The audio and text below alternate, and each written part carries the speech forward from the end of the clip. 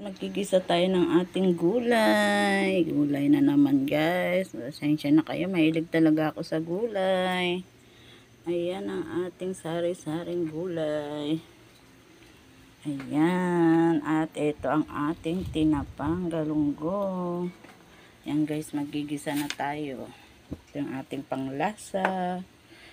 Tita ko. Ayan guys, nagisa-gisa na natin yung ating bawang at sibuyas. Yummy-yummy na naman ang ating ulam guys. Lagay na natin yung pinakuluan nating panahog. Ayan na guys, nagigisa na yung ating panahog. Malambot na yan siya guys, pinakuluan ko na yung panahog na yan. Lagay na natin yung ating gulay. Ayan na guys ang ating gulay. Yummy-yummy na naman ang ating ulam guys. Thank you guys sa panonood ng aking simpleng mga niluluto guys. Thank you very much for watch. Yan, lagyan natin ng ating fish sauce. Yan ko ng panlasa guys. Yan, lagyan na natin ng fish sauce. Yan ang ating fish sauce guys. Yan. Hintayin lang natin medyo lumambot yan sa kalagay natin yung vegetable.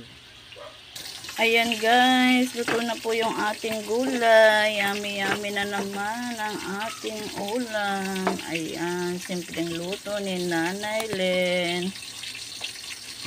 God bless you. Thank you very much. Ayan, nagpiperito rin ako ng aking tinapa. Ayan, patayin na natin yung ating kalan guys. Ito naman yung ating tinapa.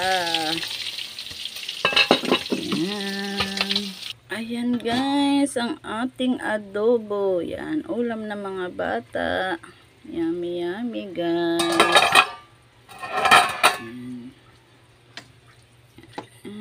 May konting sabaw pa guys. Ayan. Ang ating adobo. Mahina lang kasing apoy niya guys.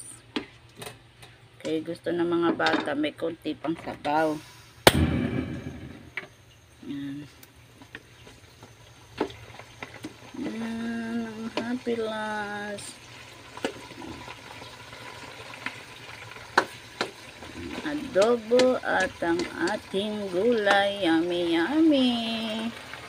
Ito guys, luto na pala yung ating tinapa. Yan guys, nakaayos na yung baon ng aking asawa. Gulay at tinapa. Diyan siya sa garahe guys. Nagpapahatid ng pagkain.